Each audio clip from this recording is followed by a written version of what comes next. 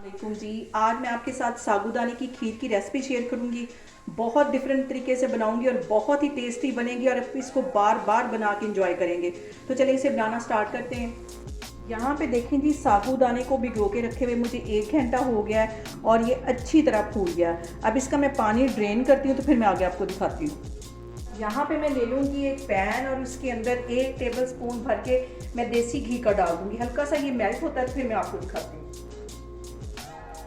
अब इस घी के अंदर तकरीबन 1 टेबल स्पून के करीब ये मैं कटे हुए बादाम डाल दूंगी। इसको हल्का सा ड्राई कर लेना।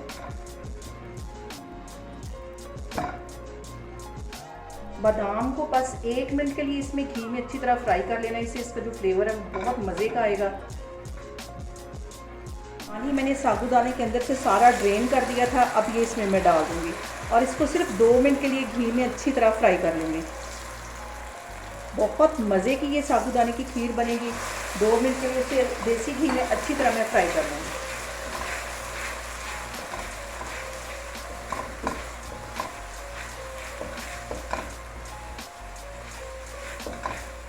यहाँ पे देखें जी, साबूदाने को घी में फ्राई करते मुझे तकरीबन 2 से 3 मिनट हो गए। अब इसके अंदर 1 गिलास में दूध का डाल दूँगी और चम्मच की मदद से इसे अच्छी तरह हिला लूँगी। और अब यहाँ पे साबूदाने को बिल्कुल हल्की आग में मैं तकरीबन 10 मिनट के लिए अच्छी तरह पका लूँगी। हल्की आग रखनी, आग तेज़ नहीं रखनी। हल्की आग पे इसको पका रही हूँ तो फिर मैं आपको 5 मिनट बाद दिखाती हूँ। यहाँ पे साबूदाने को बिल्कुल हल्की आग पे पकाना है, आग तेज़ नहीं करनी। हल्की आग पे कम से कम इसको 10 मिनट के लिए पकाना है। अभी मैं इसी तरह इसको पकाती जा रही हूँ तो फिर मैं आपको दिखाती हूँ। यहाँ पे देखें जी, साबूदाने की खीर को पकते हुए तकरीबन 10 मिनट हो गए। हल्की आग पे मैं पका रही हूँ। अभी मैंने इसमें चीनी नहीं डाली। और सबसे जो अहम बात को ये कि आपने मेरी रेसिपीज़ बनाते वक्त घबराना नहीं है। बिना स्किप किए हुए आप मेरी वीडियोस देखें। इंशाल्लाह ताला आपकी चीज़ें भी ऐसे ही बनेंगी। और अगर अभी तक आपने मेरे चैनल को सब्सक्राइब नहीं किया तो प्लीज़ उसको सब्सक्राइब करें। यहाँ पे देखें जी, साबूदाने की खीर को पकते हुए तकरीबन 15 मिनट हो गए। हल्की आग पे मैं पका रही हूँ और इसमें कंटिन्यूसली मैं चम्मच हिला रही हूँ ताकि ये दूध नीचे ना लगे। और इस पॉइंट पे आके 4 टेबल स्पून भर के मैं चीनी के डाल दूँगी। आप अपने टेस्ट के मुताबिक चीनी कम या ज़्यादा कर सकते हैं।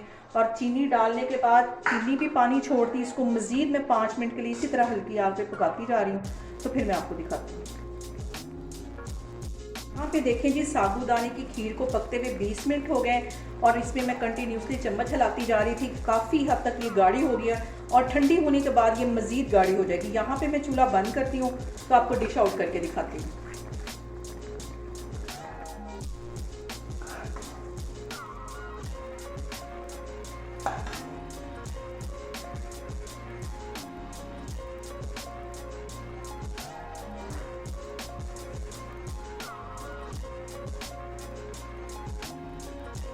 यहाँ पे देखें जी, मज़ेदार सी हमारी साबूदाने की खीर बन के तैयार हो गई है।